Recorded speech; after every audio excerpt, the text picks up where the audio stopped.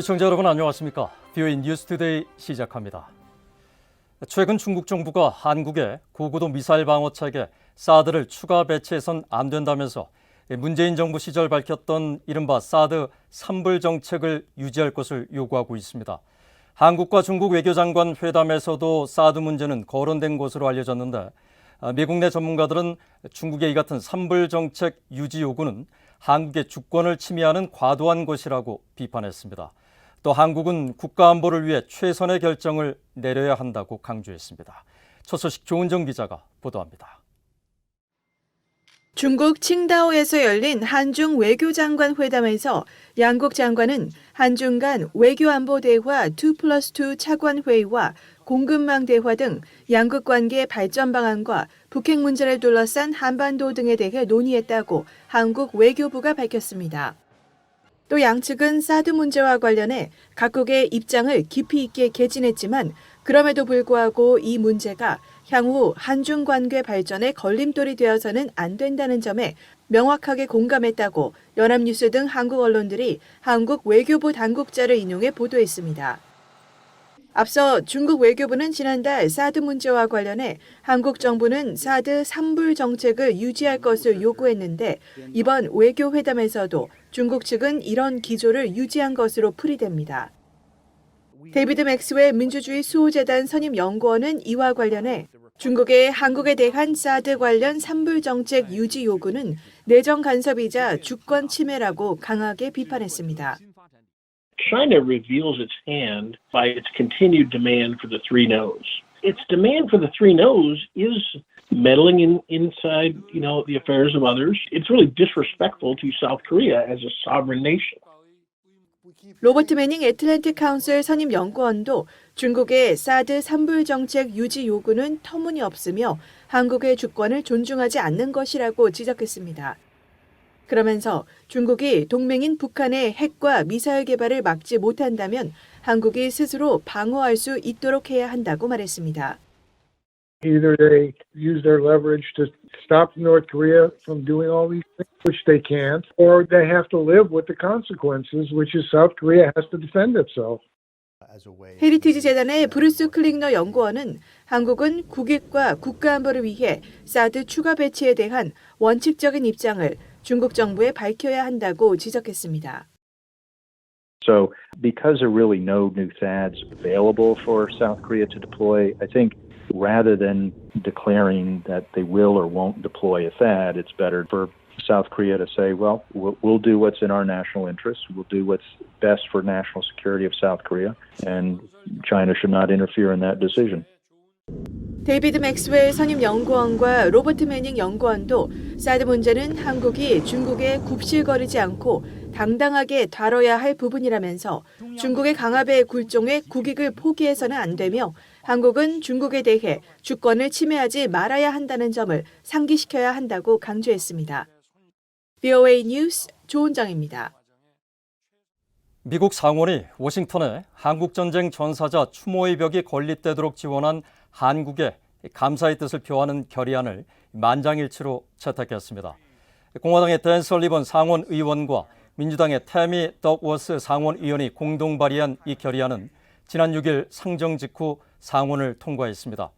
상원은 결의에서 추모의 벽은 미한동맹 공동의 희생과 가치를 반영한다고 밝히고 추모의 벽 건축을 위해 아낌없는 지원을 한 한국 정부와 국민에게 깊은 감사를 표했습니다.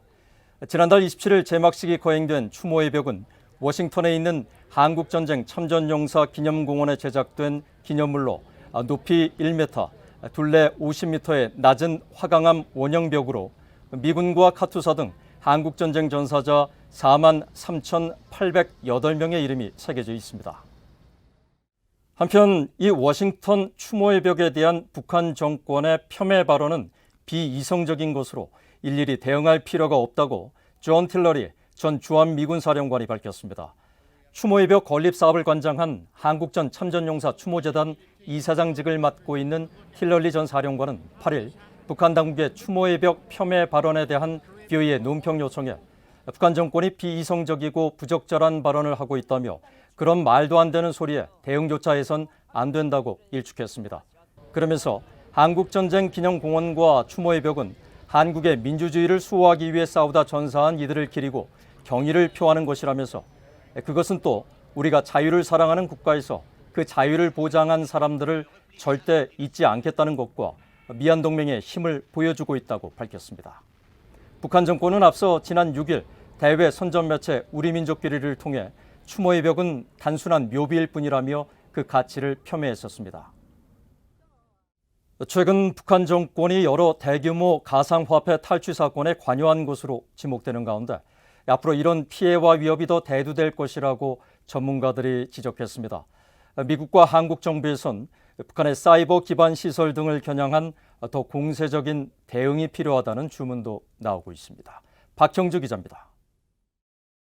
미국 민간연구소인 신미국안보센터가 미한 사이버 협력을 주제로 개최한 세미나에서 미국 연방수사국 FBI에서 사이버 등 대북 제재 이행 업무를 담당했던 닉 칼슨 미국 암호화폐 정보업체 TRM 분석관은 북한의 가상화폐 탈취를 비롯한 사이버 금융범죄 위협 환경이 역대 최악이었다고 평가했습니다.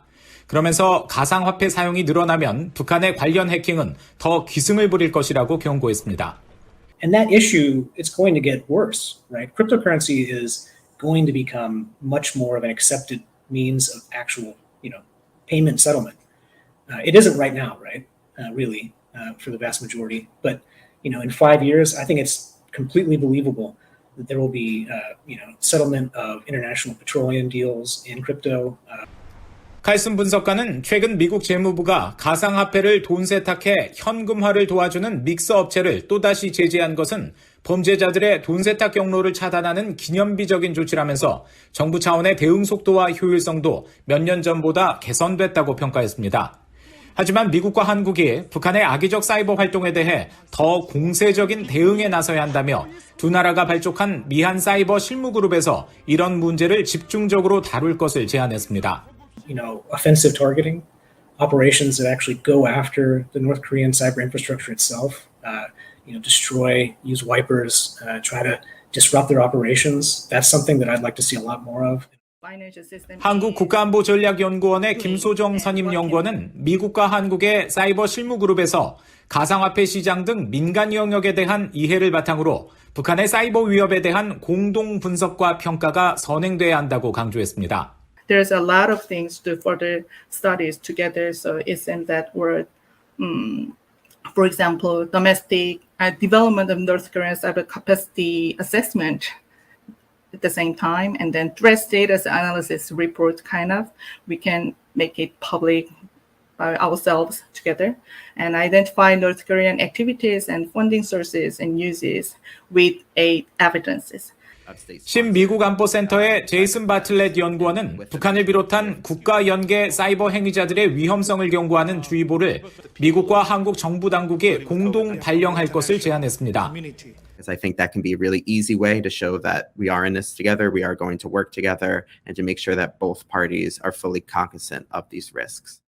바틀렛 연구원은 또 한국은 미국과 유엔 제재를 준수하고 집행할 수 있지만 미국처럼 독자적인 제재 역량은 없다면서 북한의 사이버 활동에 대한 구체적인 제재 방안도 실무그룹 차원에서 논의될 수 있을 것이라고 말했습니다. VOA 뉴스 박형주입니다. 서울 유엔인권사무소가 지난 2019년 9월 서해상에서 북한군 총격으로 사망한 한국해양수산부 공무원 고 이대준 씨 사건에 대한 진실규명을 강조했습니다. 서울 유엔인권사무소는 9일 고 이대준 씨의 아들이 최근 엘리자베스 살몬 유엔 북한인권 특별보고관에게 편지를 보낸 데 대한 입장을 묻는 VOA의 질문에 이대준 씨 사망을 둘러싼 상황을 명확히 하는 게 중요하다는 것을 강조한다고 밝혔습니다. 고 이대준 씨의 아들은 지난 2일 살몬 보고관에게 보낸 편지를 통해 아버지의 죽음과 유사한 사례가 발생하지 않도록 저희의 아픔과 북한의 실태를 널리 알려달라고 요청하고 북한은 사람의 생명을 코로나 바이러스로 취급해 비무장 민간인을 총살하고 시신까지 불태웠으며 아버지의 죽음조차 확인하지 못했지만 대한민국의 문재인 정부는 월북자란 오명까지 씌워 그 죽음을 정당화시켰다고 비판했습니다.